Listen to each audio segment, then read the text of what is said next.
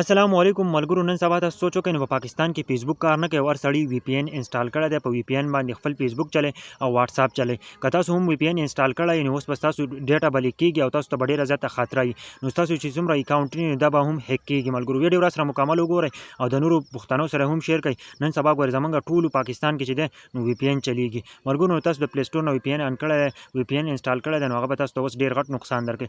اولنۍ خبره خو دا ده ملګرو چې نن سبا په پاکستان کې فیسبوک کار نه کوي. هر سړی وی پی ان باندې کار وکړي ځکه چې فیسبوک کار نه کوي، واتس اپ کار نه کوي، نو خلکو ته ډېر زیات مشکلات دي. نو ملګرو په دې کې یو وی پی ان دی، دوه وی پی ان دي. یو وی پی ان دی پیډ وی پی ان. هغه وی پی ان چې ته هغه پې کړی، تا پکې روپۍ ورکړي او د شپږو میاشتو دپاره، د یو کال دپاره، نو تا هغه ته له سکې وري هغه لوکیشن یې رانیسي، یا د سعودي عرب یا د دوبۍ هغه لوکیشن یې رانیسي چې هغه تا ته هیک کېږي نه ملګرو. هغه صحیح لوکیشن یې رانیسي او که نه هغه تا ته څه نقصان نه در رسي ځکه چې تا پې کړی که نه، تا له اجازت درکړی.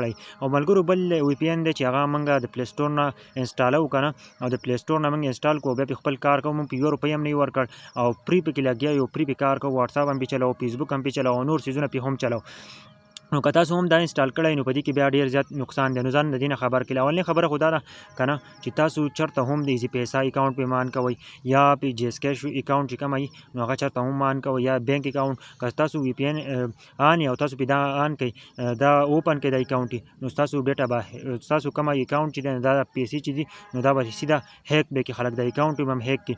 ملګرو نو چېرته هم دا غلطي مه کوئ ښه. نن سبا چې دی نو هر سړی دا کار کوي که نه چې د بینک اکاونټ چې دی دا پې اوپن کړي. د ډېرو کسانو نه پیسې هم ووالې او دا الیګل طریقه ده ملګرو. په الیګل طریقه باندې موږ لګیا هم یو ځکه چې په پاکستان کې تاسو سوچ وکئ نو په مخه فیسبوک باندې، واتس اپ باندې خلکو ته ډېره زیاته خطره ده. نو هغه څیزونه پې مه اوپن کوئ چې ستاسو پکې خاص ډیټا وي او هغه چې دی نو هغه هیک شي، نو بیا به تاسو په کم ځای کې ګورئ. ملګرو نو زما ټول ته خواست یار چې دې خبرو ضرور خیال وساتئ، نیټ ته لږ ګزاره ورسره وکئ او هغه پرسنل څیزونه پکې چېرته ور وانه اچوئ که نه، ټوله زندګي هم بیا خرابوي.